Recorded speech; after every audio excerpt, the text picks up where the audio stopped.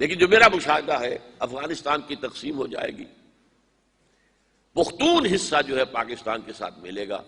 اب جو ہونے والا ہے نمبر ایک، فوری طور پر تیسری عالمگیر جنگ جو سر پر کھڑی ہوئی ہے، آرمگڈون جسے وہ کہتے ہیں بائبل کی اصطلاح میں، اور الملحمۃ الکبریٰ یا الملحمۃ العظمیٰ یہ حدیث کے اندر کہا گیا ہے۔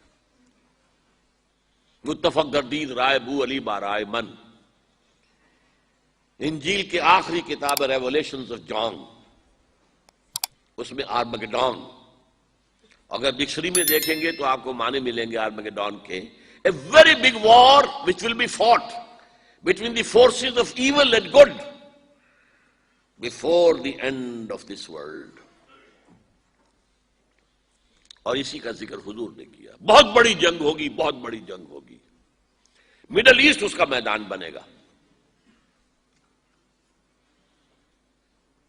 اور اس جنگ کے اندر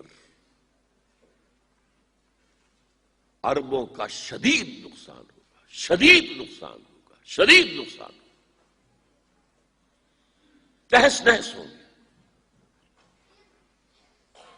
حضور نے فرمایا کہ ایک باپ کے اگر 100 بیٹے ہوں گے تو 99 ختم ہو جائیں گے، ایک بچے گا۔ یہ حدیث ہے، کتاب الملاحم پڑھیے۔ یہ ملاحم کسے کہتے ہیں؟ لحم، گوشت کو کہتے ہیں۔ جنگوں میں کیا ہوتا ہے؟ گوشت کے ٹکڑے اڑتے ہیں نا،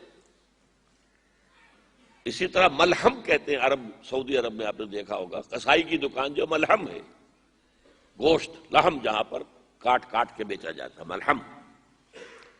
تو ملحمہ جنگ کو کہتے ہیں، ملاحم اس کی جمع ہے۔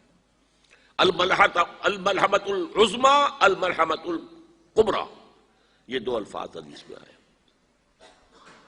عربوں پر یہ عذاب کیوں آئے گا؟ سمجھ لیجئے کہ امت مسلمہ اگرچہ پوری مجرم ہے، اس وقت پوری دنیا میں کسی ایک ملک کے اندر بھی اسلام کا نظام قائم نہیں ہے، اور اسی لیے ضربت علیہم الذلۃ والمسکنۃ وباؤوا بغضب من اللہ، آج ہم اس عذاب میں مبتلا ہے۔ میری کتاب موجود ہے اس پر، سابق اور موجودہ مسلمان امتوں کا ماضی، حال اور مستقبل ہے۔ آج کیوں ذلیل کہ کل تک نہ تھی پسند گستاخی فرشتہ ہماری جناب میں، اس کا جواب یہ ہے، ان میں سب سے بڑے مجرم عرب ہیں، جن کا جتنا اونچا رتبہ ہوتا ہے اتنا ہی پھر ان کی جرم کی سزا بھی سخت ہوتی ہے۔ ازواج مطہرات سے کہہ دیا گیا تھا کہ تم کوئی غلط حرکت کرو گی تمہیں دوہری سزا ملے گی۔ تم محمد کے گھر میں رہتی ہو صلی اللہ علیہ وسلم۔ اسی طرح عربوں میں سے تھے حضور، رسول عربی، رسول ہاشمی، اور نمبر 2 ان کی مادری زبان میں اللہ کا کلام موجود ہے، انہیں اسے سمجھنے کے لیے کوئی مشقت اور محنت نہیں کرنی پڑتی۔ پھر بھی مغربی کولونیل کا بستر جیسے جیسے طے ہونا شروع ہوا اور عرب ممالک آزاد ہونے شروع ہوئے، کسی نے ماسکو کو قبلہ بنا لیا، کسی نے واشنگٹن کو، اسلام کو کسی نے اپنا قبلہ نہیں بنایا۔ میرے اپنے اندازے میں ہولوکاسٹ جو ہوا تھا پچھلی صدی میں، اس کو 10 سے ضرب دے دیجئے، اتنا بڑا ہولوکاسٹ مڈل ایسٹ میں ہوگا اس ملحمۃ العظمیٰ اور ملحمۃ الکبریٰ کے ذریعے سے۔ بہت برے دن آ رہے ہیں، بہت برے دن آ رہے ہیں، بہت برے دن آ رہے ہیں۔ البتہ اس کے بعد پانسا پلٹے گا۔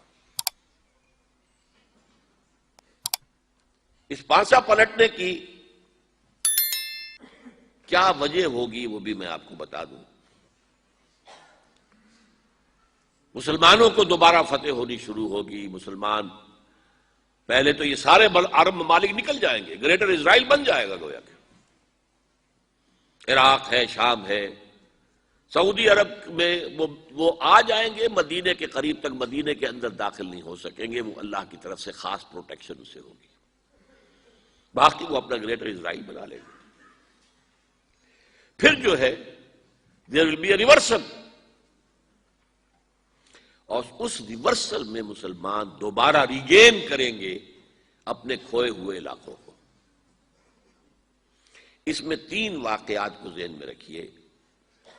پہلی بات وہ جو میں کہہ چکا ہوں کہ کسی نہ کسی ملک میں، کسی عجمی ملک میں عربوں پر تو عذاب آ جائے گا، آخری عذاب آئے گا۔ عجمی مسلمان ملک میں نظری طور پر ایران بھی ہو سکتا ہے، افغانستان، پاکستان، اور کسی درجے میں بھارت، وہاں بھی تو آخر 20 کروڑ مسلمان ہیں۔ لوگ 18 کہہ دیتے ہیں اور وہ 12 بھی کہہ دیتے ہیں کہ 20 یا 25 کروڑ مسلمان بس رہا ہے ہندوستان کے اندر۔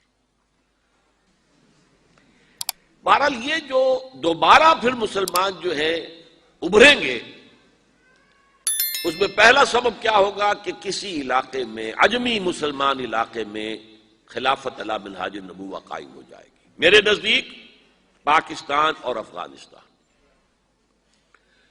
میرا گمان ہے واللہ عالم، میں نے کہا تھا ان باتوں میں اختلاف کی گنجائش ہے، یہ کوئی میں قرآن و حدیث کی روح سے نہیں کہہ رہا ہوں، لیکن جو میرا مشاہدہ ہے افغانستان کی تقسیم ہو جائے گی، پختون حصہ جو ہے پاکستان کے ساتھ ملے گا، اور یہ یہاں پر وادی سندھ، جس کو اقبال نے کہا ہے کارواں زیں وادی دور و دراز آیت بروں، اس یہاں پر خلافت علی منہاج النبوہ کا نظام قائم ہوگا اور یہاں سے فوجیں چلیں گی۔